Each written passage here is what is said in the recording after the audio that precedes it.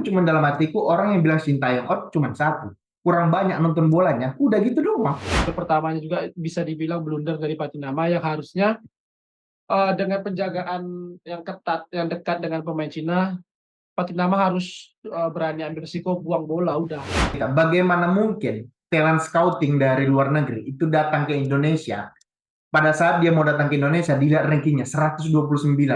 Dan kalau kita menang lawan Bahrain, aku nggak yakin kita kalah lawan Cina. Kita bisa bantai itu Cina. Bagaimanapun Asnawi itu kapten timnas loh kayak gitu.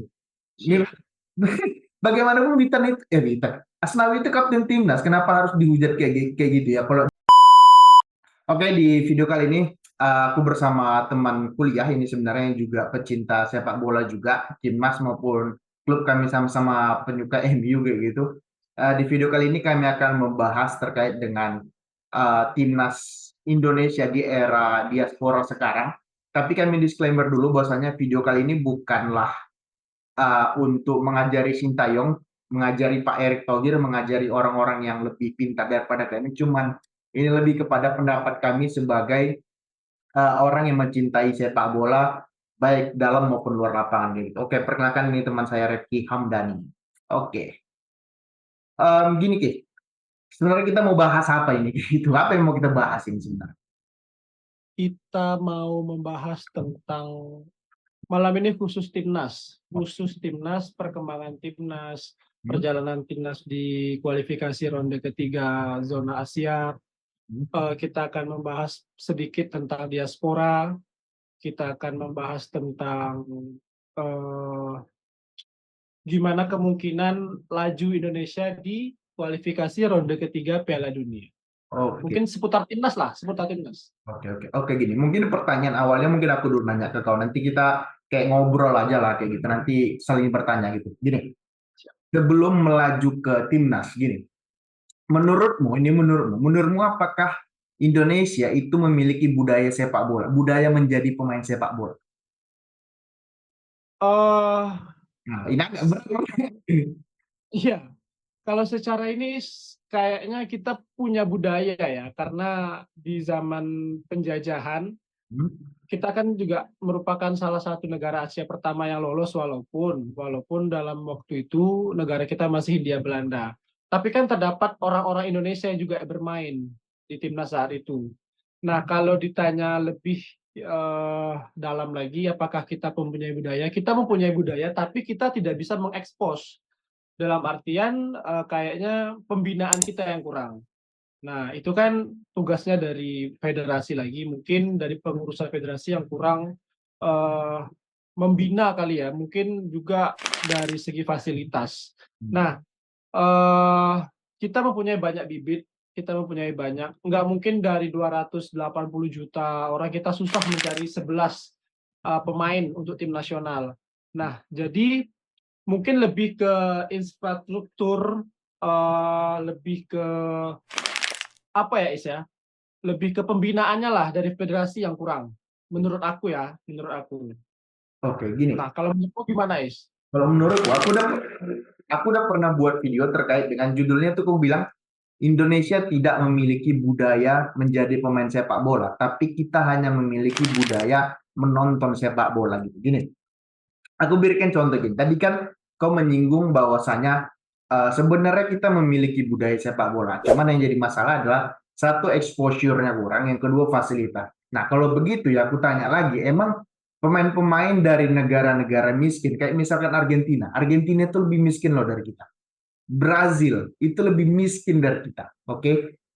Senegal, negara-negara di Afrika, mereka lebih miskin dari kita, kemudian korupsinya lebih banyak. Tapi kenapa mereka setiap tahun mereka bisa mengekspor pemain-pemain di, gak usahlah liga-liga top 1, 2, 3 liga top Eropa. Main di liga kayak di Liga Liga Belgia, kayak di Liga Belanda, mereka itu bisa. Jadi menurutku apakah fasilitasnya yang salah? Kalau menurutku nggak salah, lebih kepada budaya pemainnya menjadi pemain sepak bola. Aku tahu gini, aku tahu. Kau pernah ikut SSB nggak? Enggak pernah. Kau pernah. Nah, kalau aku dulu di kampung ikut SSB, ya kita cuma disuruh satu, kalau dapat bola, oke, kalau dapat bola, ya lewatin gitu. Kalau pemain di luar negeri, ini kalau kau pernah nonton nonton podcastnya Mamat sama coach siapa tuh Ripan, dia mewawancarai Arkan Fikri. Kau tahu nggak Arkan Fikri, pemain timnas U23 yang kemarin? Dia bilang kayak gini, perbedaan antara pemain kita dan juga pemain diaspora adalah dari visi bermain. Kalau aku dulu, karena dia orang Medan kan, dia bilang kalau aku dulu bang di kampung, kalau kita dapat bola, ya udah kita lewatin, kita nggak lihat teman, nggak lihat kawan. Kalau dia bicara Tom Haye, kalau Tom Haye bang, bola baru di kaki dia, kita baru mau datang, dia udah passing. Kenapa? Scanningnya dia selalu.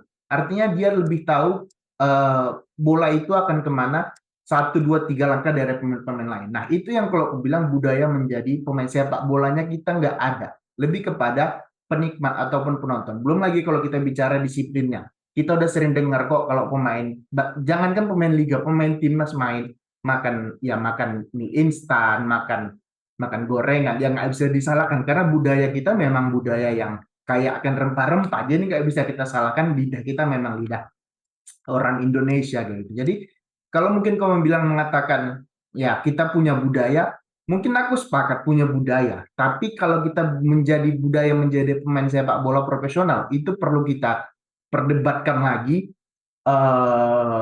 keabsahannya kayak gitu. Itu menurutku kayak gitu. Oke. Nah kemudian kau ada pertanyaan apa pertanyaan? Ngerti-ngerti yang kita. Eh, Gini, kalau menyinggung masalah budaya mungkin bisa kita bentuk mungkin ya dari dulunya mungkin ya. Cuman sekarang kayaknya kita harus buka budaya baru nih. Nah, di era yang sekarang ini kan PSSI lagi berkembang nih, lagi naik, dipimpin oleh orang yang dalam tanda kutip mengerti bola, mengerti manajemen tentang struktur dari organisasi. Nah, itu untungnya kita punya Pak Erick Thohir gitu kan. Jadi mungkin budaya itu bisa dibentuk dari sekarang. Budaya itu bisa dibentuk dari sekarang. Kita mempunyai ketua umum yang bisa dibilang kerjanya benar-benar nyata. Walaupun masih banyak janji-janji Pak Erick Thohir untuk membenahi liga kita. Seperti kata, mungkin kita bisa mengutip kata Bung Towel lah ya. Kalau liga itu istilahnya rahimnya sepak bola kayak gitu. Dari liga melahirkan pemain-pemain berbakat. Itu aku sedikit setuju karena memang dari kita bisa lihat liga-liga top di Eropa, atau kita nggak usah jauh-jauh ke Eropa, kita ke Asia, ke Thailand. Kalau liganya bagus, kompetitif, pemain-pemain juga pasti akan tercipta. Nah, sementara di liga kita mungkin sekarang peringkat berapa ya? Mungkin di luar 10 apa 20 Asia mungkin ya. Ya, ya. Kita jauh tertinggal dari segi liga sama Malaysia. Eh, Juga klub kita juga belum mampu bersaing di liga-liga Asia. Nah, itu juga yang membuat kita susah untuk mencari pemain. Ya. Nah, oleh sebab itu datanglah program dari Bapak Ketua kita untuk mencari pemain-pemain diaspora. Nah, kalau menurut Muiz, gimana tanggapan tentang pemain-pemain diaspora? Apakah mengganggu dari program-program yang dibangun untuk misalnya program berjenjang lah gitu ya, dari SSB, dari ini untuk membangun timnas yang lebih baik. Nah, gimana menurut tanggapanmu tentang diaspora? Oke, sebenarnya pertanyaan ini sudah menjadi pertanyaan. Gini, pertanyaan ini kan sebenarnya yang menjadi polemik itu setelah timnas kita itu berhasil melaju ke semifinal AFC U23 kemarin. Ramailah nama-nama seperti Bung Toel dan gerombolannya lah, dan rekan-rekannya lah yang mempermasalahkan terkait dengan pemain keturunan ini. Nah, kalau aku pribadi, ya aku 1000% mendukung apapun yang dilakukan oleh Pak Erick Thohir dalam hal naturalisasi. Toh ya, mereka memiliki darah Indonesia, kecuali mereka tidak memiliki darah Indonesia. Kayak misalkan Mark Klok. Mark Klok itu setahu dia nggak punya darah Indonesia. Kemudian dia jadi warga negara Indonesia. Greg Nokolo, kemudian siapa lagi? Banyak lah pemain-pemain, you name it lah. So, Ya, Spaso, kemudian banyak lah yang tidak memiliki keturunan Indonesia. Tapi selagi dia masih memiliki keturunan Indonesia, aku nggak ada masalah gitu. Itu yang pertama. Kemudian yang kedua, aku melihat melihat program diaspora atau program naturalisasi ini hal yang positif dalam artian begini, ada short termnya, ada long termnya. Dalam dalam short term, kalau aku melihat memang agak sedikit mengganggu pembinaan kita mungkin agak juga membuat pemain-pemain kita di daerah itu menjadi agak sedikit cemburu ataupun jealous gitu. Menurutku seperti itu. Namun kalau kita lihat dalam jangka panjang gitu, seperti yang kubahas, kenapa negara-negara seperti Brazil, Argentina, negara-negara di Afrika selalu bisa mengekspor pemain-pemain terbaiknya ke luar negeri? Karena mereka sudah memiliki contoh. Kayak misalnya Brazil sudah memiliki dari zaman Pele, dari zaman Ronaldinho, Rivaldo, ya you name it lah banyak. Begitu juga dengan Argentina. Padahal negaranya sama juga kayak kita. Banyak masyarakat miskin, banyak korupsinya, fasilitasnya juga belum tentu lebih baik dari kita. Cuman kenapa mereka bisa mengekspor ataupun pemainnya itu banyak yang keluar bakatnya? Karena mereka memiliki contoh. Maka dari itu, kalau aku melihat program Pak Erick Thohir terkait dengan naturalisasi ini, aku melihatnya bahwasanya Pak Erick Thohir ingin meng-create hero gitu, artinya ingin menciptakan pahlawan-pahlawan gitu. Contoh gini, kalau kita udah punya pahlawan, misalkan aku idolaku Ronaldo misalkan, wih keren ya jadi Ronaldo gitu, keren ya jadi Ronaldo, keren ya jadi Messi, ya uangnya banyak gitu kan, terkenal, hebat, prestasi sana sini. Tentu aku yang di Indonesia, yang di daerah akan berlatih sekuat tenaga, sekerasnya, berlatih sekeras-kerasnya agar bisa menjadi Ronaldo. Walaupun itu agak sedikit berlebihan, tapi setidaknya ada harapan. Harapan itu yang mahal. Coba Deki, kapan kau terakhir kali nonton Indonesia sesemangat sekarang? Gak pernah menonton timnas Indonesia sesemangat sekarang, sebahagia sekarang, se-enjoy itu. Walaupun hasilnya kita kalah ataupun imbang. Cuman kita ketika menonton, kita punya harapan. Bisa kok kita lawan Arab Saudi kita imbang, lawan Australia kita imbang. Gitu loh. Bisa, menurutku itu nggak ada masalah terkait dengan program naturalisasi. Nah, yang jadi masalah sama aku adalah kalau misalkan di periode kedua, Pak Erick Thohir masih juga mencanangkan program naturalisasi. Itu yang menurutku aku kurang sepakat. Kalau di program di periode pertamanya dia terserah lah mau 200 orang naturalisasi dia terserah lah kayak gitu nggak ada masalah. Tapi coba deh kalau di periode kedua program utamanya prioritasnya itu bukan lagi naturalisasi tapi apa? Proses pembinaan dan juga memperbaiki liganya gitu. Oke 5 tahun kita terserah lah mau berapa. Boleh misalkan di periode kedua dia masih mau menjalankan program naturalisasinya nggak ada masalah. Tapi apa? Satu, dia harus cari striker. Siapa striker kita sekarang? Rafael Struijk nggak bisa diandalkan. Dimas Derajat ya sorry to say gitu kan. Kemudian Hoki Caraka, Sanantan nggak bisa cetak gol semuanya gitu kan. Kalaupun dia mau di periode keduanya ingin melakukan naturalisasi juga, tapi yang mencari pemain yang bisa cetak gol gitu. Bukan lagi sekarang kan back kita segambreng itu ditambah nanti Kevin Dix bergabung. Jadi kalau aku bilang akan sangat disayangkan kalau di periode keduanya lagi nanti Pak Erick Thohir itu tetap mencanangkan program naturalisasi yang banyak tapi tidak mempertimbangkan kualitas. Alangkah lebih bagusnya kalau Pak Erick Thohir nanti di di di periode keduanya kalau dia mencalon lagi fokus kepada pembinaan dan juga fokus kepada memperbaiki liga. Kalau itu top kalau aku bilang gitu. Nah, kalau aku sendiri ini harus hati-hati jawabnya nanti kau dibully dia nanti. Kalau menurutmu sendiri apakah kau bisa sepakat denganku yang sepakat dengan program naturalisasi ini atau kau malah berseberangan gitu? Memang kalau membahas naturalisasi memang nggak pernah habis sih ya. Yes, betul. Perdebatannya pasti nggak akan pernah habis. Pasti ada pro kontra, ada yang setuju, ada yang enggak. Sekarang zaman media nggak semasif zaman dulu ya. Sosial media, umumnya sosial media Instagram, Twitter, TikTok, YouTube nggak semasif dulu.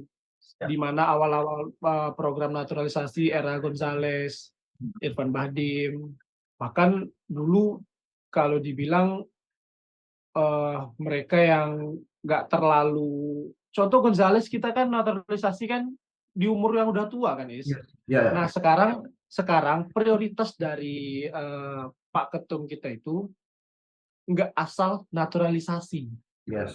Nah ini juga yang bagusnya di era Pak Ketum, Pak Erick Thohir ini, mereka nggak asal naturalisasi, mereka mencari yang grade A, mereka mencari yang memang mempunyai potensial untuk menjadi pemain besar, dan tambah lagi rekomendasi dari Coach Sintayong.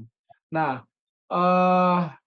Coach Shin yang selaku pelatih utama tentu memiliki ini ya visi juga untuk timnas ya kan. Makanya dari rataan umur kita menjadi yang termuda. Nah ini kan sangat menguntungkan untuk jangka panjang 10 tahun ke depan. Pemain ini masih bisa dipakai kecuali Jordi Amat mungkin nantinya ya untuk di Piala Asia 2027 Jordi Amat, Sandy Walsh, Verdong mungkin masih bisa dipakai, Kevin Dix kayak gitu. Nah, yang bagusnya dari era sekarang ini mereka nggak cuma mencari pemain yang grade A, tapi juga mereka yang benar-benar tulus. Maksudnya nggak karena keterpaksaan, nggak karena iming-iming sesuatu. Mereka memang murni pengen kembali ke bumi pertiwi untuk membela timnas. Nah, tadi disinggung juga masalah pembinaan. Ya, aku setuju, 100% setuju. Kalau bisa sekarang ini lanjutkanlah program itu, program naturalisasi ya, program naturalisasi bawa kembali pemain-pemain yang bertalenta itu karena memang mereka mempunyai hak yang sama juga karena mereka mempunyai garis keturunan ya kan, bukan asal kayak dulu lagi mereka yang tinggal di Indonesia 5 tahun terus bisa dinaturalisasi. Sekarang kan memprioritaskan mereka yang punyai darah Indonesia yang sesuai lah sama aturan FIFA sekarang gitu kan. Nah nanti apakah timbul masalah? Tentu bakal timbul masalah. Yang pertama tentu akan terjadi kecemburuan sosial, entah itu dari pemain, dari pengamat, dari orang-orang yang memang nggak setuju nih, yang mengatakan bahwa kita kan banyak nih pemain-pemain bibit kita banyak, pemain-pemain bola kita banyak dari seluruh penjuru Indonesia. Kenapa nggak ambil itu aja? Nah, yang menjadi perbedaan tentu kualitas, kuantitas dari pemain kita, SDM pemikiran kita gimana. Ya balik lagi tadi masalah budaya juga Isya. Ya bisa inilah budaya kita tuh kayak budaya berantem gitu kan. Kita lebih cocok jadi pemain MMA daripada pemain bola gitu kan. Istilahnya kayak gitu ya. Karena eh pendidikan di luar tentu berbeda, pola pikirnya berbeda. Makanya kita lihat harusnya dengan datangnya pemain-pemain diaspora ini, dengan pulangnya pemain-pemain diaspora ini membela timnas Indonesia, menjadi cambuk bagi pemain-pemain lokal, pemain-pemain asli Indonesia yang mungkin seperti Bung Toel katakan, kasihan nggak lihat Hernando Ari dicadangkan. Sebenarnya itu kan harus jadi ini, harus jadi motivasi, harus jadi cambuk buat Hernando, buat teman-teman. Contohnya Rido juga mampu bersaing, ya kan? Bahkan Kevin Dix udah ngomong ke Erick Thohir, ntar kalau masuk ke timnas mau ngomong langsung ke Rido bahwa Rido punya potensi, Rido punya kemampuan untuk bermain abroad ke luar negeri. Nah, balik lagi masalah diaspora, aku setuju kalau bisa untuk periode pertama ini Pak Erik lobby-lobbynya salamannya ditunggu. Memang kita nggak pernah sesemangat ini, se-euforia ini menonton timnas. Bahkan kayak wah apa nih bulan depan kayak kita menunggu ini, menunggu apa namanya Garuda Calling nih dari ini kan Instagram timnas ya kan. Itu udah rame tuh komennya kapan nih kapan. Kita juga menanti-nanti siapa yang bakal dipanggil, siapa yang bakal ini. Jadi memang udah lama banget mungkin sejak era ini ya. Ya, aku merasakan timnas yang semangat tuh era terakhir kali kayak ini di kelompok umur ya. Kelompok umur. Ini era Evan Dimas Oke. waktu Indonesia Free. Maksudnya itu tuh semangat kali sampai akhirnya mereka jatuh karena ini terus Nusantara ya kan. Nah, baru balik ke Sintayong lagi kayaknya euforia menonton timnas tuh kembali lagi, semangat lagi mendukung timnas kayak gitu. Oke. Sedikit aku tambahin. Kenapa aku juga sepakat terkait dengan program naturalisasi ini.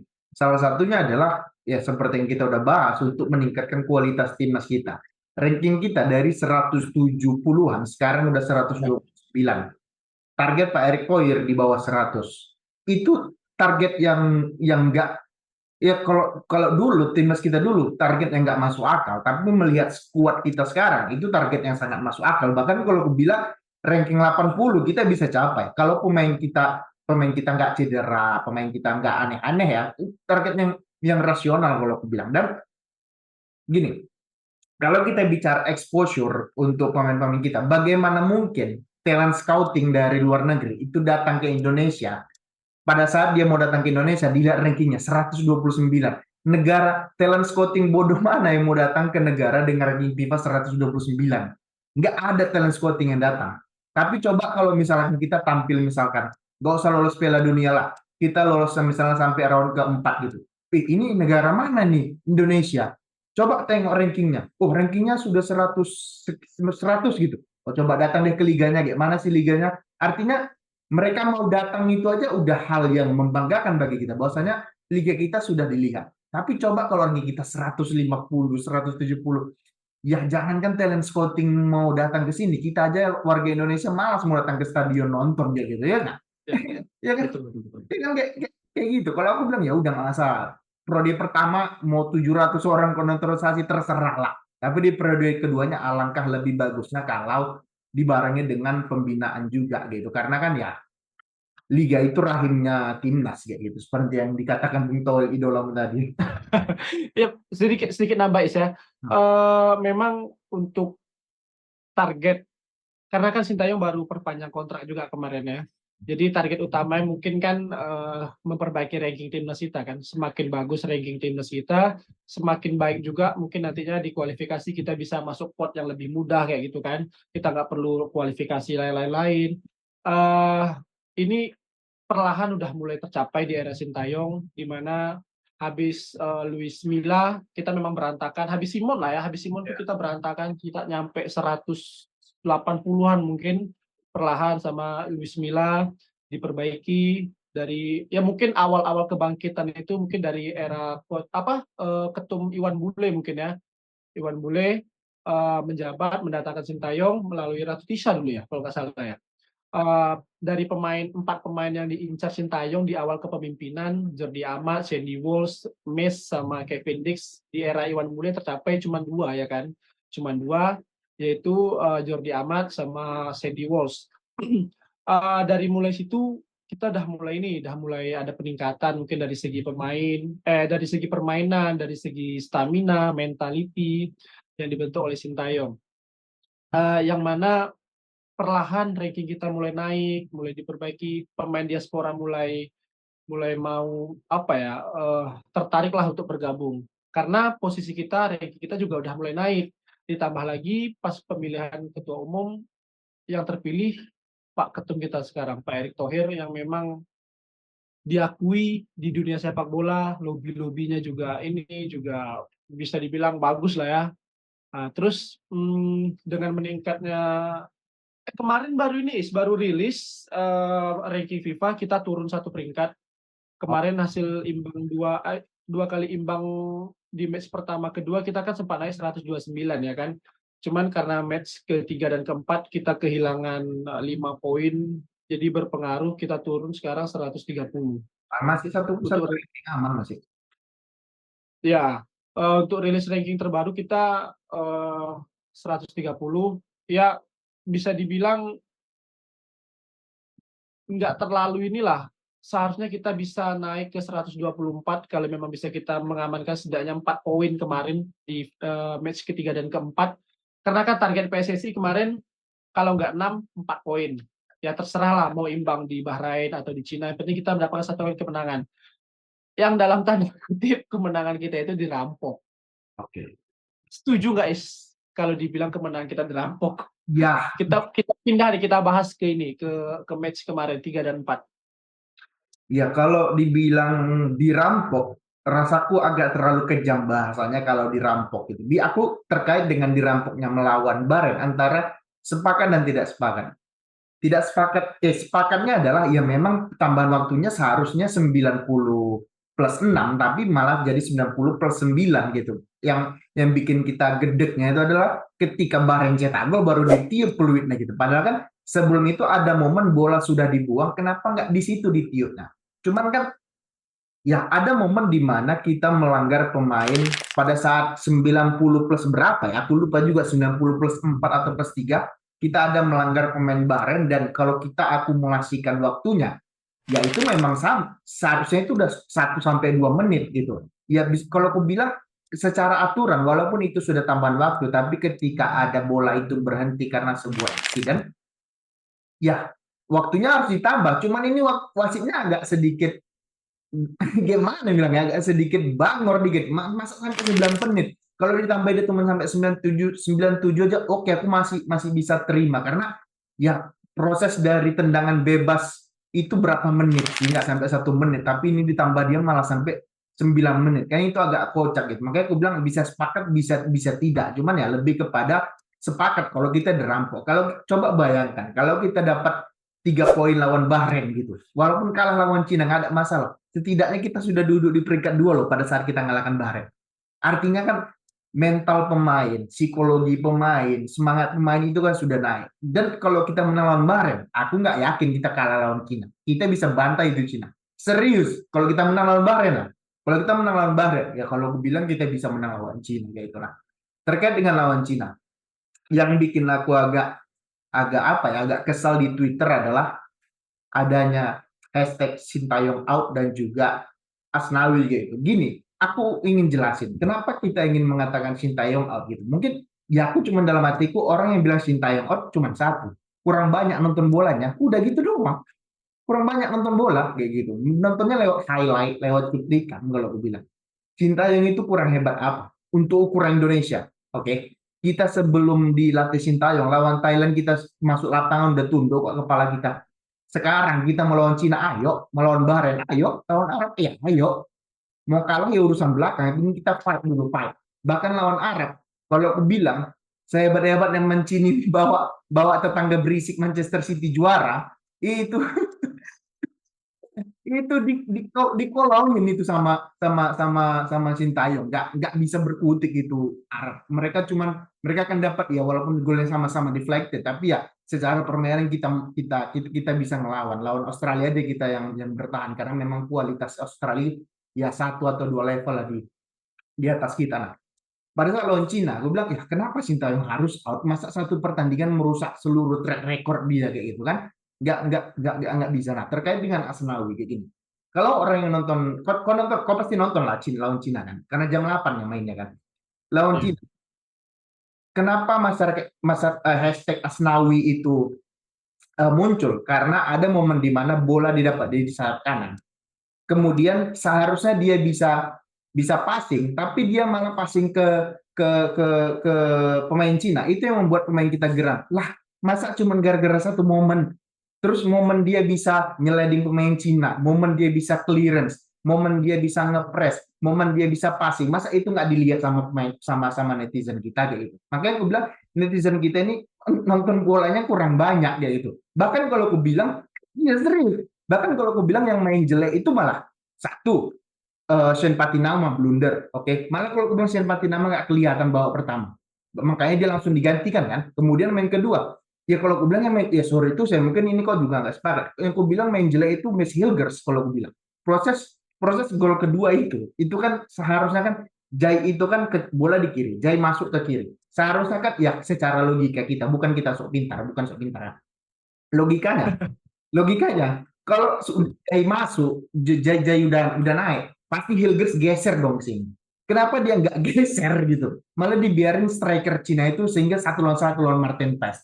Ya kalau bola kayak gitu, Courtois pun kebobolan mungkin gitu kan kalau 1 lawan Itu 1. bukan nggak bisa jalan kiper kalau gitu. Ya makanya aku bilang ya dibilang salahnya Hilgers juga nggak bisa karena ini udah kepada sistemnya dia itu. Belum lagi kalau kita bahas perjalanan kita yang jauh dari Bahrain ke Cina dikerjain lagi kita gitu kan. Jadi kalau menurutku ya kalau netizen bilang Sintayong out ya rasa aku kayak yang pertama kurang nonton bola, yang kedua kalau kita menyalahkan Asnawi ya rasa aku agak agak agak sedikit paradoks saja cara berpikir kita kayak gitu. Menurutku sih kayak gitu. Oke. Nah, itu kan pendapatku. Kalau pendapatmu terkait dengan ya timnas selama ini di kualifikasi round 3 ya, round 3 sekarang ini gimana pendapatmu? Oke, eh kita berangkat ke Bahrain, kita away dengan membawa semangat. Kita berangkat ke Bahrain dengan membawa satu visi, satu misi yang sama. Ditambah lagi dengan kekuatan baru, Jordi Amat masuk, ada Malik Rizaldi.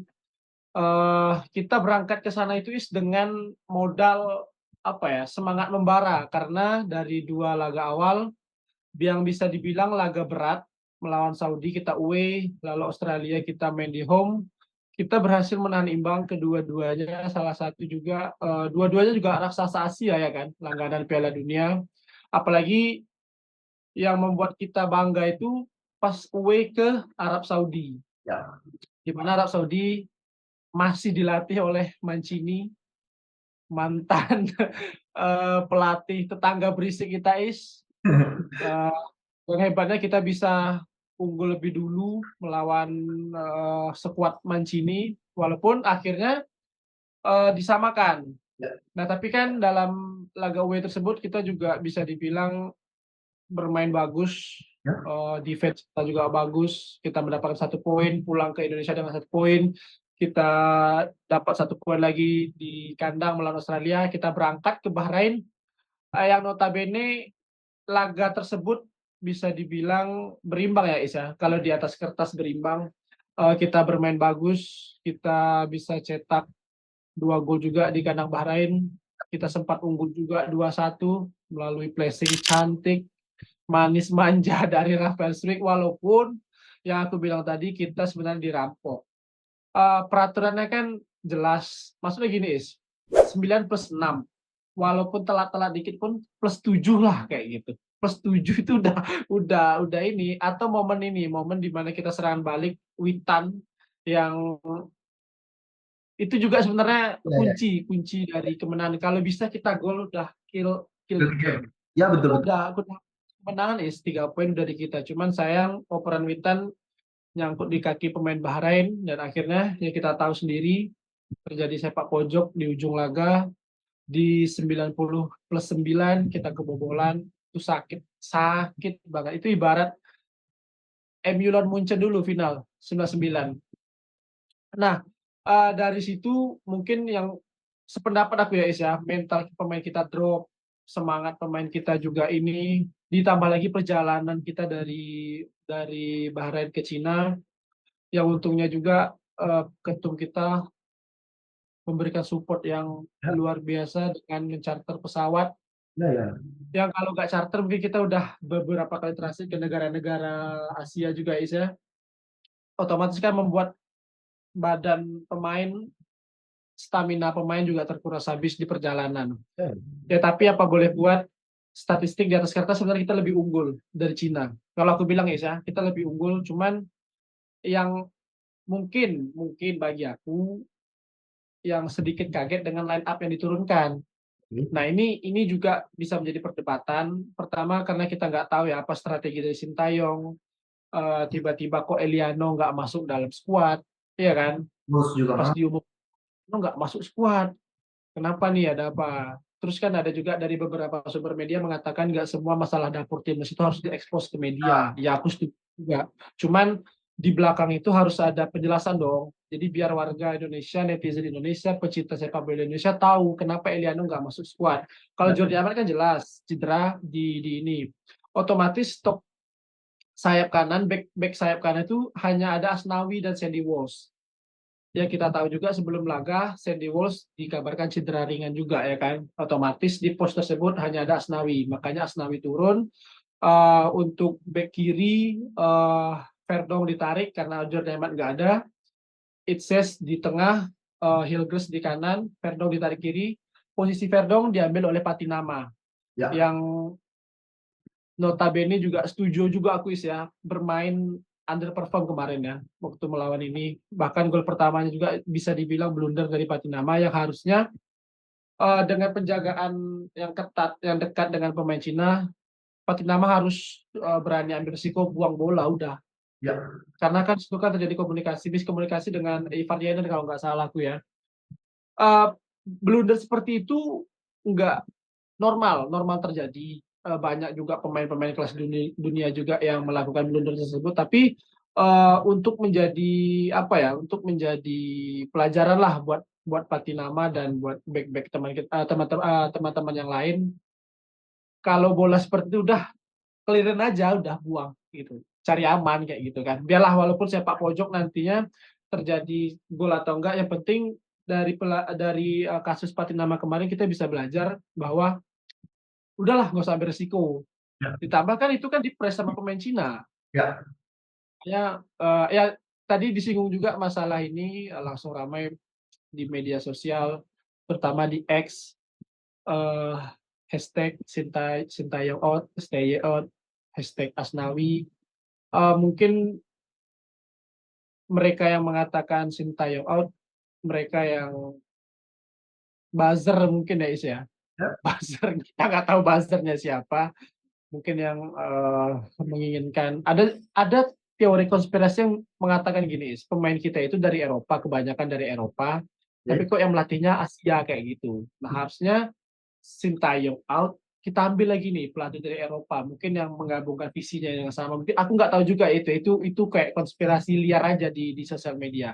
Nah, terus untuk Asnawi, eh mungkin memang bukan harinya Asnawi kemarin, banyak hilang bola, mungkin salah salah passing itu biasa ya, salah passing itu biasa.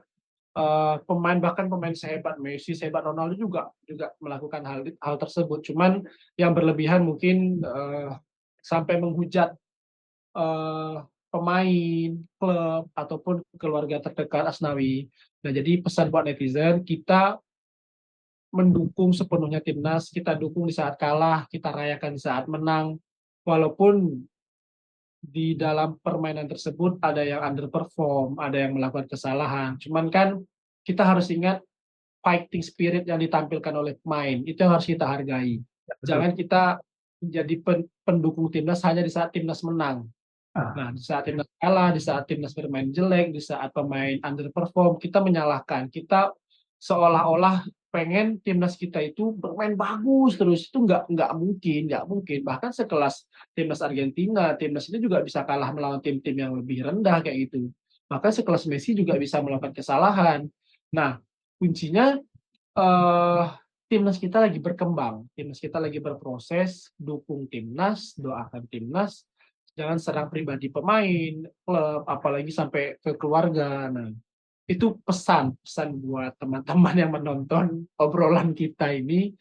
eh, Banyak-banyak berdoa, nggak usah berekspektasi tinggi. Sedangkan dari Sintayong sendiri dan PSSI nggak menargetkan kita lolos langsung. ya, Kita hanya mencari posisi 3 dan 4.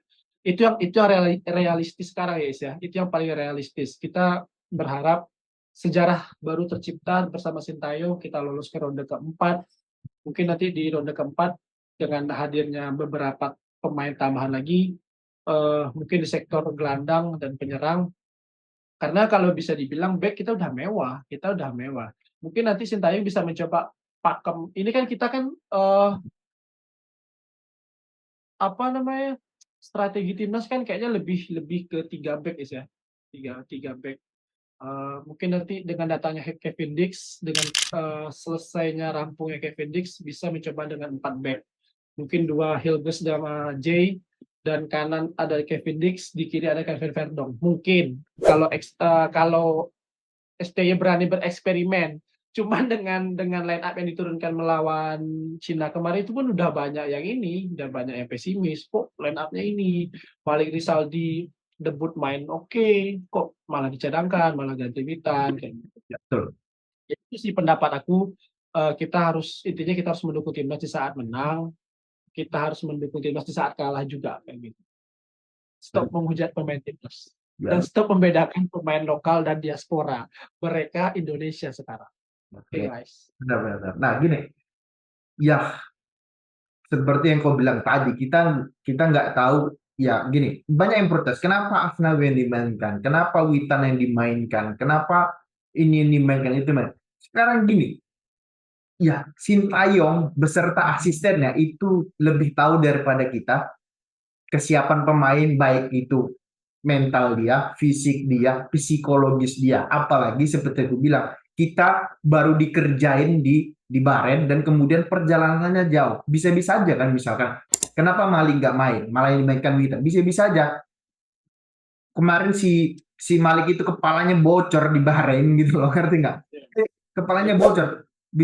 Bisa-bisa aja dia masih misalnya pusing atau apa. Ya Sintayong nggak mau ngambil ngambil ngambil resiko. Pilihannya siapa ya? Pilihannya cuma si Marcelino ataupun Witan. Marcelino beberapa kali coba main di kanan, flop, nggak kelihatan sama sekali.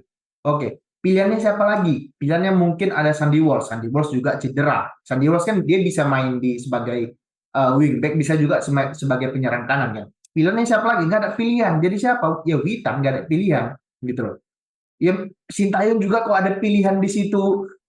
Kalau di situ ada Messi, Messi yang dimainkan dia, bukan Witan. Ya kan kayak gitu kasarnya gitu kan. Nah kemudian begitu juga dengan kasus yang kau bilang, begitu juga kasusnya dengan Asnawi. Nggak ada pilihan. Bagaimanapun Asnawi itu kapten timnas loh kayak gitu. Ini Siap.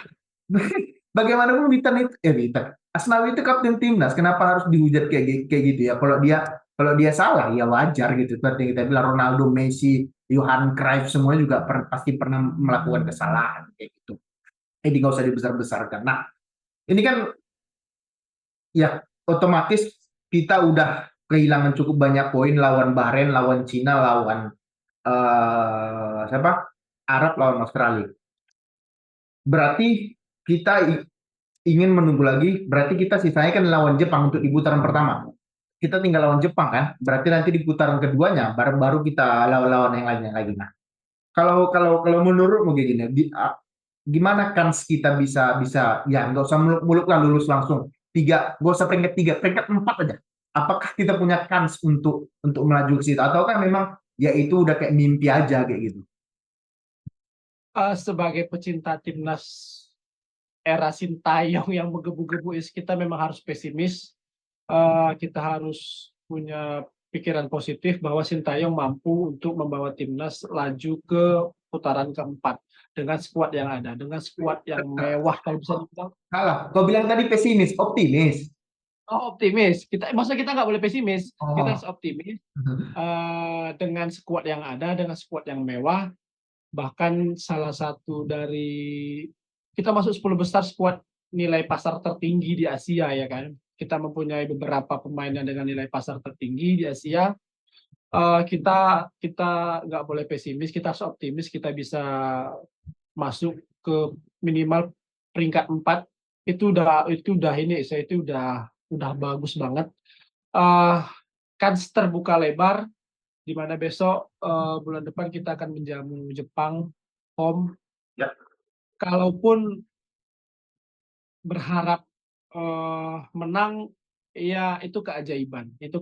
Nggak ada yang tahu karena di atas kertas, di atas lapangan Jepang unggul di segala-galanya. Itu yang pertama.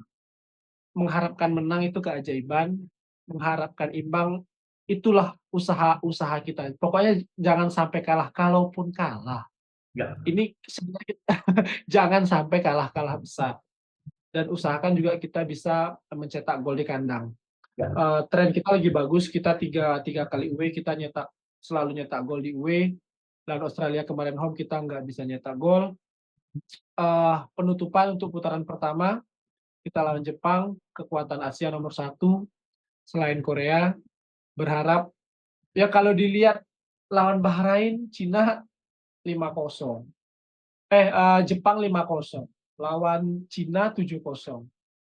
Tapi kita kan itu tadi di era Sintayong mental kita tuh udah dibangun.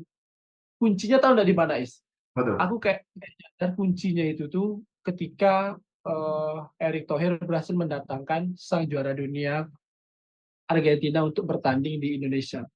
Erick Thohir pernah bilang ini untuk melatih timnas mental timnas. Nah itu tuh terbukti kita lawan timnas Argentina kita mampu melawan kok, kita mampu menciptakan peluang, kita kalah cuma 2-0 kayak gitu kan. Jadi sekelas Argentina kita bisa Nah, apa ya bisa fight melawan Argentina. Kenapa melawan negara yang rank di bawahnya Argentina kita nggak ini. Jadi kan mental mental kita udah dibangun saat itu. Nah ditambah lagi dengan pemain-pemain kelas Eropa seperti Messi, Jai yang ada di Serie A. Nanti kedatangan Kevin Dix mudahan karena ini pergantian pemerintahan yang mungkin belum belum kayaknya belum terrealisasi Dix untuk debut melawan Jepang. Mungkin insya Allah nanti di sisa laga berikutnya berarti kita punya 2 away lagi ya, ke Jepang ya, sama ke Australia.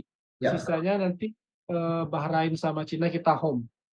Saudi juga. Kalau kan ya insya Allah bisa lah minimal 4 kita bisa meraih. Iya. Kalau menurut kau gimana Ya, Kans dan peluang Mas? kalau kalau aku sih ya Ya, aku selain nonton Indonesia, aku nonton juga Jepang lawan siapa, Bahrain lawan siapa, Arab lawan siapa. Dan aku melihat ya, Jepang satu udah pasti Jepang. Walaupun kemarin Jepang ditahan imbang, Udah dikunci ya, istilah slotnya udah dikunci Jepang. jadi kunci Jepang, nggak itu nggak ada cerita lagi, udah Jepang. Alasannya apa? Bos, gimana kau mau melawan tim yang isi pemainnya itu pemain Liverpool, pemain Brighton, pemain Real Sociedad, pemain apa lagi? Siapa lagi pemainnya ada sih? Pemain Arsenal, Pokoknya di Liga top Eropa lah ya. Liga, Liga top Eropa, bukan Liga top Eropa, Liga Inggris, Liga paling top Marco top di dunia. Gimana kau mau melawan? Sedangkan pemain kita, ya kalau aku bilang, ya kasarnya Iver Jenner itu kalau dipanggil timnas Belanda, dia milih timnas Belanda, bukan Indonesia. Ya kasar ya, bukan berarti aku membeda-bedakan. Enggak. Artinya level kita ada, ya level Jepang itu 2-3 level di atas kita lah. Gitu. Ranking 1 itu udah Jepang. Ranking 2 menurutku itu Australia, bukan Arab. Arab beberapa kali aku melihat orang tuh main, ya Mancini kan kita tahu, ya di City dia mainnya kaki ke kaki, kaki ke kaki. Tapi Arab sebelum datangnya Mancini, mereka main long ball, main direct, mengandalkan tinggi badan mereka. Nah, ketika Mancini masuk melatih, mereka kelimpungan, nggak bisa main passing dari bawah, nggak bisa. Jadi kalau aku bilang terbukti pada saat Indonesia, mereka mencoba main mereka dulu kan, main long ball. Sampai-sampai Mancini kan marah di pinggir lapangan, kenapa main long ball kayak gitu? Kenapa nggak main dari bawah? Kenapa? Nggak terbiasa, gitu. Nggak terbiasa mereka main dari bawah. Jadi kalau aku bilang, ya rasaku Jepang, Australia, ya ketiga mungkin bisa Arab, keempat rasaku kalau kita beruntung bisa kita di empatnya kalau aku bilang. Kalau Bahrain, ya lawan Indonesia aja kemarin kalau nggak ditolong wasit kita yang menang kan kayak gitu. Nah, nanti kan ini, nah iya kan, ini aku sambil tengok jadwal ya. Nanti tanggal 15 Indonesia lawan Jepang, kemudian tanggal 19 bulan depannya Indonesia lawan Arab. Artinya kita sama-sama home. Oke, lawan Jepang calculated loss. Mau berapa kosong nggak peduli, mau 11-0 mereka cuma dapat 3 poin. Kita cuma kalah 3 poin. Ya kan? Nah, kita cuma kalah 3 poin. Nggak ada masalah. Mau kalah berapa nol pun nggak ada masalah. Oke. Kemudian lawan Arab. Apakah kita bisa melawan? Bisa. Orang main di Arab aja kita bisa ngelawan kok, bahkan hampir menang gitu. Gitu loh kerja. Masa di kandang kita nggak bisa? Yang sekali lagi kita bilang sepak bola itu, ya bola itu bola, artinya kita nggak tahu, kita bisa prediksi secara permainan, kita bisa prediksi secara ini, tapi kan kita nggak tahu kalau misalnya di lapangan yang misalnya Itses dapat kartu merah lah, Martin pas itu blunder lah, kemudian ya kita kan nggak bisa menilai itu. Kalau kita melihat based on game mereka, permainan head to head kita, ya kita harusnya bisa melawan. Kalau aku bilang, ya nggak ada alasan kita kehilangan poin lawan Arab, lawan Saudi, lawan Cina, bahkan lawan Cina kita harus menang, nggak ada cerita. Jangan mau seri, harus menang, nggak ada cerita kalau aku bilang. Nah, yang jadi permasalahan pada saat kita adalah away lawan Jepang dan juga away lawan Australia. Kan itu yang jadi permasalahan kita sekarang. Bisa nggak kita menahan Australia di rumah mereka? Kalau Jepang kayak aku bilang, udah dua laga lawan Jepang udah lupain aja. Fokus kepada laga yang iya iya dong. Kita bukan pesimis, tapi kita realistis dong. Realistis. Ya realistis. Tapi ya kita berdoa semoga ada keajaiban ya kan, kita nggak tahu. Iya, mana Sepak bola Witis membutuhkan sedikit keajaiban. iya, mana tahu Mitoma cedera ya kan pada saat Indonesia. Mana mana tahu siapa backnya Tomiyasu blunder kan? Tahu kan? Itu berdoa-doa aja lagi keajaiban gitu kan. Iya, Nah, bisa bisa jadi. Siapa tahu Edo pindah warga negara gitu kan. ya kan kayak gitu. Makanya aku bilang ya kita lupakanlah pada saat melawan Jepang. Oke, kita bertahan gak ada masalah. Pada saat lawan Saudi kita fight untuk menang, Bahrain kita fight untuk menang, kemudian lawan Cina kita fight untuk menang. Toh kalaupun kita nggak lolos, sekarang gini, kalau aku ya mau lolos nggak ada masalah. Yang penting aku terhibur menontonnya. Yang penting aku itu merasa bahwasanya aku memiliki timnasnya. Dulu sebelum timnas ini main, boleh kau tanya sama Irwan, asal timnas main, ngapain lah ditonton timnas juga? Buat emosi, nonton timnas itu dulu sama kayak nonton MU sekarang. Buat emosi. Terus Weh, ngapain? nggak sekarang aja, 4 tahun ke belakang tuh nonton MU tuh memang Ah, tuh, meningkatkan darah. iya, aku bilang, ngapain lah ditonton? Oh ya hasilnya kita udah tahu, tapi kemudian mulainya dari AFF kita walaupun kalau lawan lawan lawan Thailand ada harapan bang nonton. Oh seru ya nonton timnas. Yang penting kan itu Toh ya kalau kita gagal dimasuk di 2026, di 2030 di Arab, aku rasa kita bisa masuk. Karena pemain-pemain kayak Rafael Struijk, kemudian Marcelino, Witan dan pemain Ivar, Ivar dan sebagainya itu sudah dalam usia matang ya. masa prime mereka 25 sampai 27. Mungkin yang tua yang mungkin Tom Aye, kemudian ya Jordi udah lupain lah, umurnya udah 56 tahun ya kan. Lupain aja lah Jordi amat ya kan. Udah lupain aja lah. Kalau angkatan Jordi Amat, Sandy Walsh, Patinama, Verdong, Dix dan itu mungkin nggak ini lagi, saya nggak relate lagi untuk 2030 nggak mungkin ya. Tapi kalau untuk Piala Asia 2027 masih kepake. Ya, maka dari itu kalau bilang ya mungkin yang nggak kepake mungkin ya kemungkinan besar mungkin ya Jordi Amat yang udah nggak kepake. Kalau Verdong kemudian Sandy Walsh, Patina mungkin masih bisa, tapi mungkin tidak menjadi cadangan ya. Mungkin yang menjadi permasalahan adalah siapa yang bisa gantiin Tom Haye di depan, di tengah. Dan kelihatan kan kemarin lawan Cina, Tom Haye dicadangin, lini tengah kita kehilangan arah, nggak tahu bola siapa yang distribusiin, siapa pemain pertama yang halang serangan dari lawan kelihatan. Makanya aku bilang, toh ya kalau timnas kita nggak lolos ke round 4, ya round 4 ya, kalau kita dapat 3-4 ya, Ya, ronde keempat. kalau kita nggak lolos round 4, nggak ada masalah kalau gue bilang. Nggak ada masalah. Yang penting kita bisa menikmati, kita merasa memiliki punya timnas yang bagus, kita merasa memiliki timnas kita ini bisa bermain, nggak masuk lapangan itu nggak dengan kepala tertunduk. Oke gitu. Toh ya siapa sih kita yang 5-6 tahun yang lalu, pernah nggak kita bermimpi kita bisa masuk round 3 Piala Dunia? Nggak ada satupun orang. Nggak ada satupun orang. Jangankan optimis, bermimpi aja kita nggak berani untuk main di round 3. Oke, iya kan? Mimpi aja kita nggak berani, ngomong aja kita nggak berani gitu. Sekarang terbukti kan, artinya udah 1-2 step nih kita di atas kayak gitu. Menurutku sih kayak gitu. Kalau bicara kans ya bisa-bisa aja dengan catatan ya. Kayak aku bilang lawan Bahrain, selain lawan Jepang dan Australia, kita harus menang, gak ada cerita seri. Ya. Kita bisa 3-4, gak ada cerita kalau. Sebenarnya kuncinya memang di tiga itu, di Bahrain, di Saudi, sama di Cina. Cuman kalau untuk Australia sama Jepang karena kita away, eh Agak berat.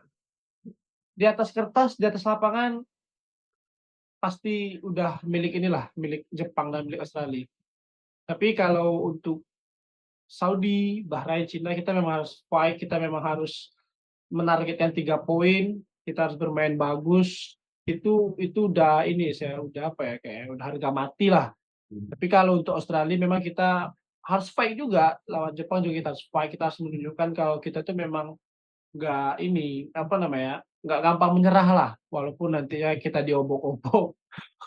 Walaupun nanti posisi kita cuma 20%, setidaknya kita memberikan perlawanan, setidaknya kita membuat banggalah masyarakat Indonesia, penggawa-penggawa timnas bermain fighting spirit, tambah lagi juga semangat dari kapten kita Bang Jai, salah satu pemain yang ini juga sekarang ya berpengaruh di timnas kita, yang memberikan semangat, support kepada pemain-pemain lain. Dalam artian mempunyai vokal suara yang ini juga yang bagus juga gitu kan. Leader lah di belakang, leader di belakang. Ya, leader kita lah istilahnya. Dan memang terlihat perbedaan ya antara Asnawi sama J. Ya mungkin dari segi ini juga ya, pengalaman juga ya. Dari segi pengalaman, dari segi ini juga Komunikasinya. mentality juga J harus diakui. Dan kalau menurut aku untuk kapten sekarang harus dilepas ke J Isets. Aku kayak wah udahlah, kayaknya untuk posisi kapten Asnawi mohon maaf harus merelakan lah ban kapten itu harus berpindah ke tangan J Isets. Tambah lagi kan untuk persaingan di sisi kanan nanti bakal lebih ini lagi, lebih berat lagi buat Asnawi. Asnawi harus improve, Asnawi harus belajar dari kesalahan, Asnawi harus lebih semangat lagi. Karena itu tadi keuntungan datangnya, baliknya, pulangnya pemain-pemain diaspora kita. Jadi pemain-pemain uh, seperti Asnawi, Rio Fahmi, Marcelino jadi ini lagi, jadi apa? Jadi cambuk, jadi berani fight lah, berani duel, berani apa ya, berani menambah ilmu lagi, berani bersaing lah intinya dengan pemain-pemain yang dikatakan di atas level mereka kayak gitu. Oke, gini. Tapi dengan kedatangan mereka jangan sampai mental kita runtuh kayak gitu. Contohnya kan kayak Rido kan berani fight, berani ini. Rido juga bagus kayak gitu kan. Kita nggak bilang Rido nggak bagus. Cuman untuk ramuan tetap kita kembalikan kepada STY. STY lebih tahu dapur pemain itu gimana, mentality, psikologi pemain lebih apa bagusnya gimana kayak gitu kan. Kita nggak bisa ngejudge. Nah ini barusan aku juga tadi cek Instagram, Saudi datang ke Indonesia tanpa Mancini karena Mancini udah dipecat. Oh ya, Nah, baru kabar baru nih beberapa jam yang lalu. oh ya, baru tahu. Ya, jadi eh, aku nggak tahu ini bisa dibilang kabar baik apa enggak. Cuman mungkin nantinya Saudi akan dilatih oleh asistennya mungkin atau caretakernya mungkin ya. Oh iya, ini Fabrizio Romano udah here we go kata dia. Iya, tapi yang jelas nanti Saudi tandang ke Indonesia tanpa Mancini. Nah, ini mungkin bisa dibilang eh, angin segar ya juga untuk Indonesia. eh Apa ya? Mana tahu dengan dipecat nama Mancini jadi semangat membakar semangat pemain timnas lagi ya kan. Orang Mancini udah nggak ada nih kayak gitu kan. Tapi Jadi gini, kita lebih fight.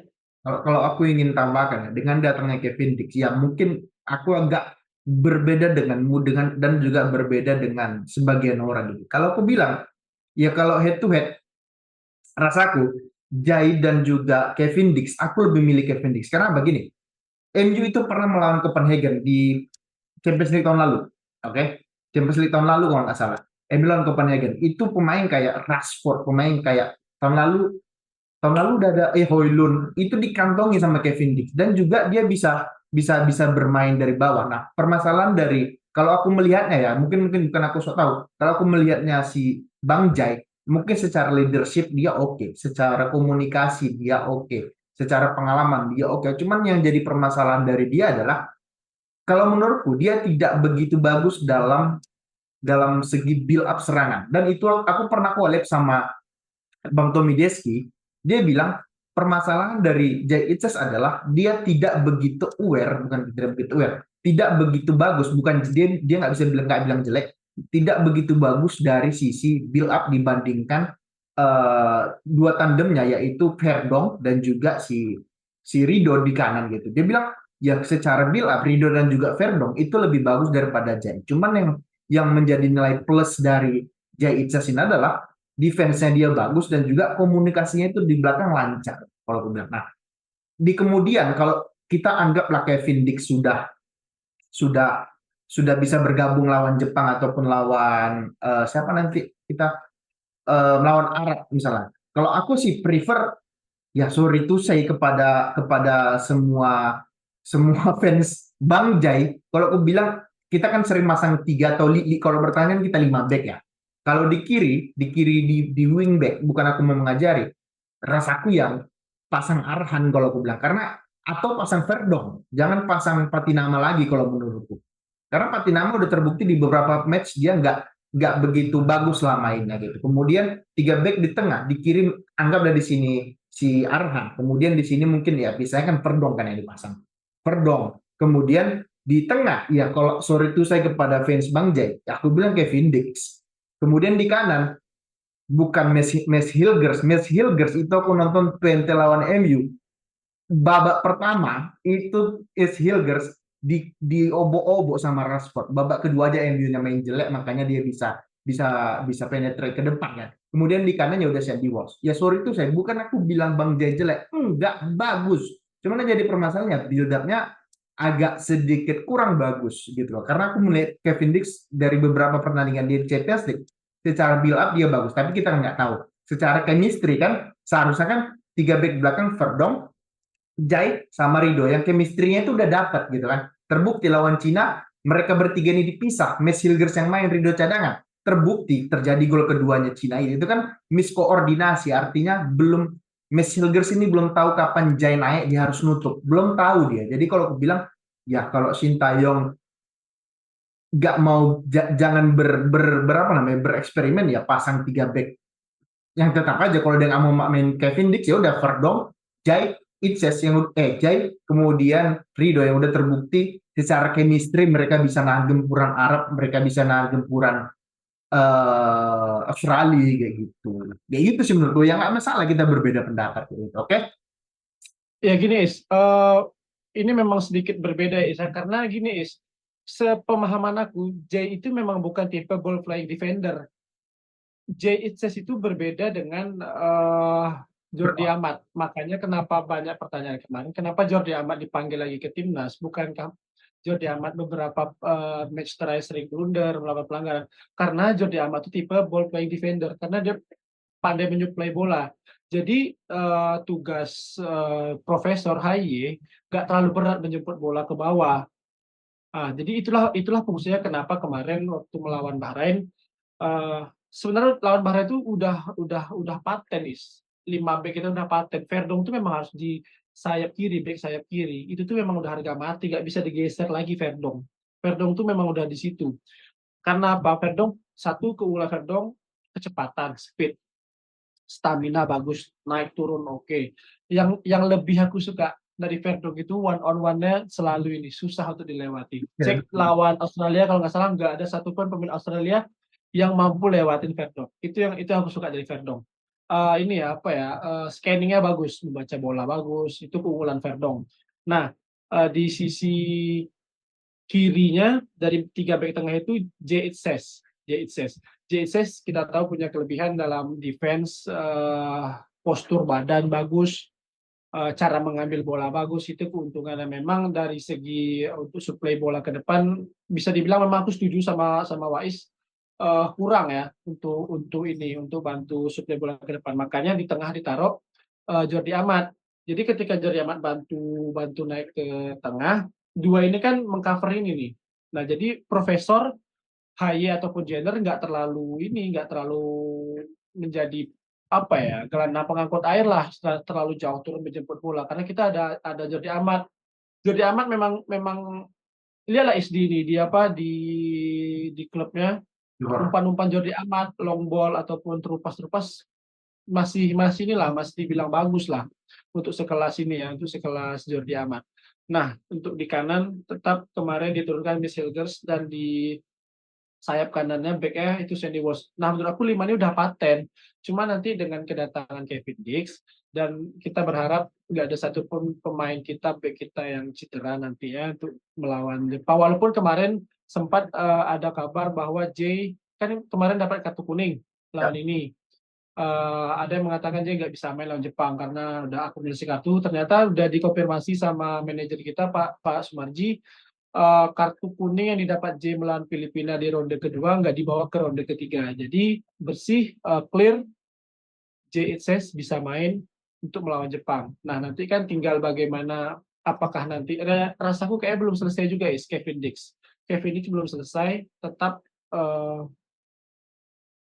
untuk skema 5 back J nggak akan tergantikan kayaknya. Mes juga kayaknya nggak akan tergantikan. Tinggal nanti mencari Sayap apakah kiri kanan. nanti Jordi Amat fit untuk bermain, mungkin balik lagi ke formasi nantinya 3 back J, Jordi Amat di tengah sama Miss Hilgers. Nah, untuk kanan kita kan nggak tahu karena Sandy Walsh juga rentan cedera ya kan.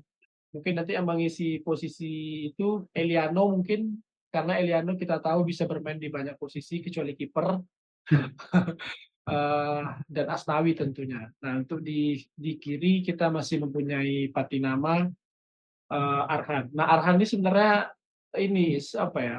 Bisa dibilang senjata karena kita tahu lah semua kan, throw in dari Arhan itu tuh bukan sebuah kebetulan, itu tuh memang menjadi senjata. Karena kan ini tujuan tujuan mencetak gol itu kan banyak, bisa dari penalti, bisa dari set piece, bisa dari open play. Di saat kita buntu di open play, kita bisa memanfaatkan service, entah itu set piece, entah itu dari free kick.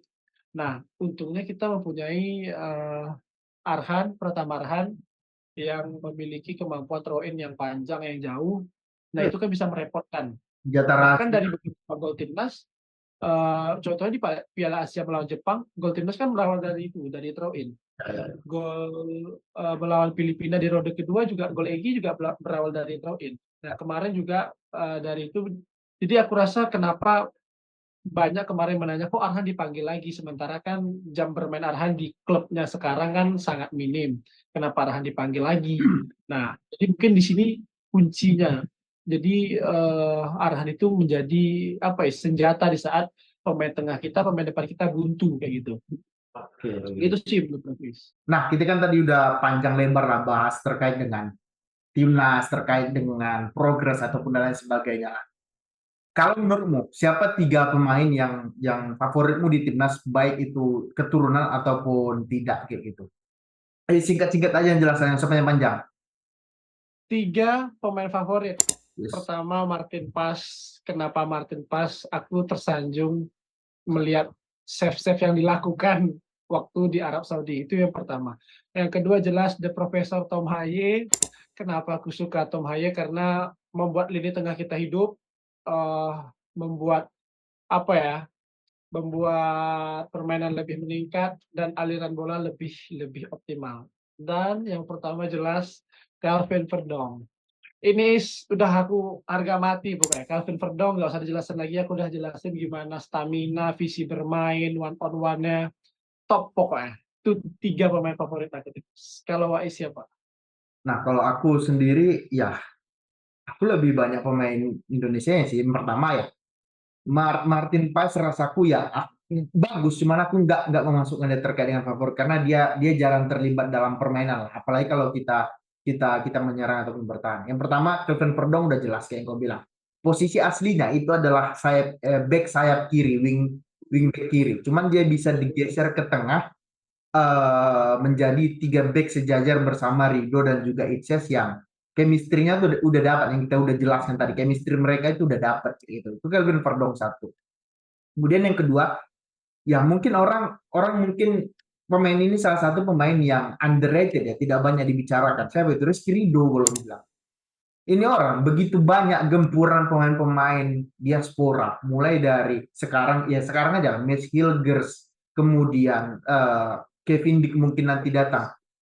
Dia tetap nggak tergantikan loh secara posisi dia di timnas ataupun secara permainan. Seperti yang aku bilang, pada saat lawan China dia nggak main, ya kelihatan bahwasanya chemistry antara tiga back selain Rido ini nggak kelihatan. Terbukti kita bobol lawan Cina di gol keduanya Cina. Jadi kalau aku bilang ya Rizky Rido salah satu pemain lokal, bukan aku mau membedakan ya, pemain lokal yang menurutku step up di antara lautan pemain diaspora ini. Itu yang kedua. Kemudian yang ketiga juga yang jarang orang melihat adalah yang ketiga, kalau aku Witan, kalau aku bilang gini, mungkin orang kok Witan dia just sering main jelek kok, dia sering main dicadangin kok, iya, tapi pada saat dia main dia pasti selalu memberikan hal yang berbeda. Yang pertama di U23 kemarin, di mana kurang besar apa peran dari Witan, kurang besar apa di U23 yang kemarin. Kemudian pada saat lawan Arab Saudi, kerjasama dia lawan Wolves itu back kirinya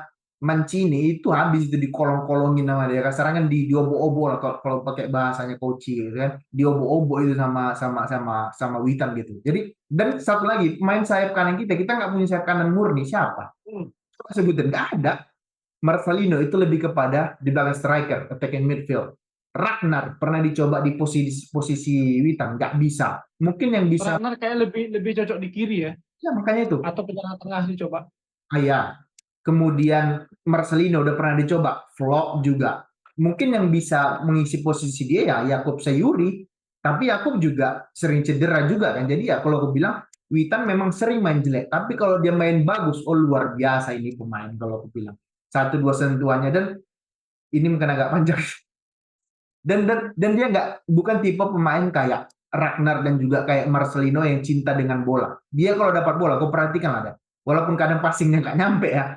Kalau dia dapat bola, yang dilakukan pertama apa? Passing. Kalau dia nggak bisa passing, baru dia dribbling. Kalau Marcelino sama Ragnar dapat bola, pikiran mereka pertama itu dribbling. Setelah udah nggak bisa, baru mereka passing. Nah kalau Witan, aku lebih suka pemain yang passing bukan dribbling. Kecuali namamu itu Neymar, namamu Messi, namamu Ronaldo, namamu Vinicius, boleh kok dribbling dari belakang sampai ke depan. Selagi namamu nggak empat orang ini, nggak usah sosok dribbling. Ngerti nggak?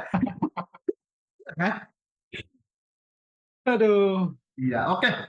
Udah lebih 1 jam kita ini. Ini kalau diteruskan nggak siap-siap ini karena sering ngobrol dan juga hobinya sama gitu. Oke. Terima kasih Refki, kawan kuliah, kawan sering nongkrong. Lain kali kalau viewers kita bagus, kita buat konten lagi. Oke. Terima kasih. Aman. Semoga terhibur. Satu wis, pokoknya doa terbaik untuk timnas kita saat ini yang sedang berjuang di ronde ketiga. Semoga mendapatkan hasil yang terbaik. Ya, ya, semua harapan, ya doa dan dukungan kita pasti untuk timnas lah, kecuali mereka-mereka yang tidak senang timnas kita tampil baik gitu. Oke, terima kasih kepada kalian semua. Bagi kalian yang nonton, jangan lupa di subscribe, di komen, di like. Bagi kalian yang nggak suka, ya nggak apa-apa, di skip aja. Oke, terima kasih. Semoga terhibur. Assalamualaikum warahmatullahi wabarakatuh. Thank you guys yang sudah nonton.